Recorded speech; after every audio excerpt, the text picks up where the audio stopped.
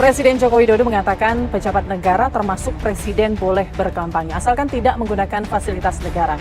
Ya ini kan hak demokrasi, hak politik setiap orang, setiap menteri sama saja. Yang paling penting presiden itu boleh loh kampanye. Presiden itu boleh loh memihak. Boleh.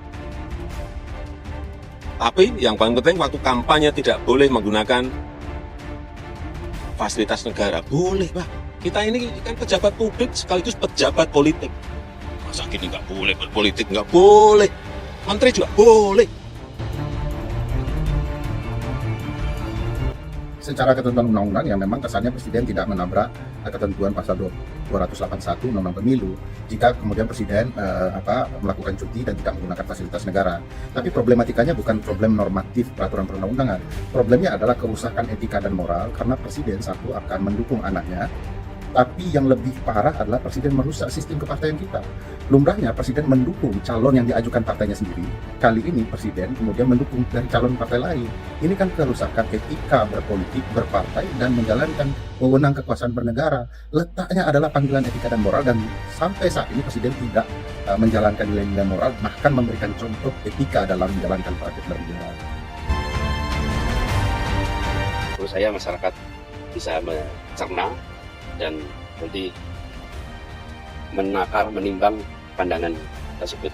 Karena sebelumnya yang kami dengar adalah netral, mengayomi semua, memfasilitasi semua.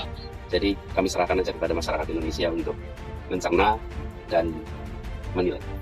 Nah, sebenarnya kita ingin menjaga supaya negara ini tetap menjadi negara hukum, di mana semua yang menjalankan kewenangan merujuk kepada aturan hukum, bukan merujuk kepada selera, bukan merujuk kepada kepentingan yang mungkin menempel pada dirinya, mungkin menempel kepada kelompoknya.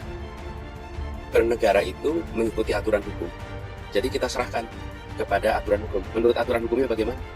Ini kan bukan selera, saya setuju atau tidak setuju. Aturan hukumnya bagaimana? Karena kita ingin negara-negara hukum. Monggo para ahli hukum tata negara menyampaikan penjelasan apakah yang disampaikan oleh Bapak Presiden sesuai dengan ketentuan hukum kita atau tidak. Karena negara kita memang diatur menggunakan hukum.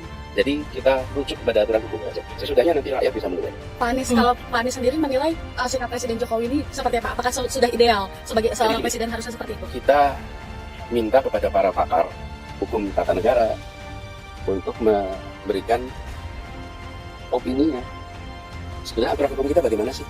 Karena begini, kalau tidak, nanti kita akan mengatakan itu benar atau salah berdasarkan pandangan subjektif masing-masing. Negara ini negara hukum, ya pakai aturan hukum. Kalau aturan hukumnya bilang tidak boleh, ya berarti ya tidak boleh.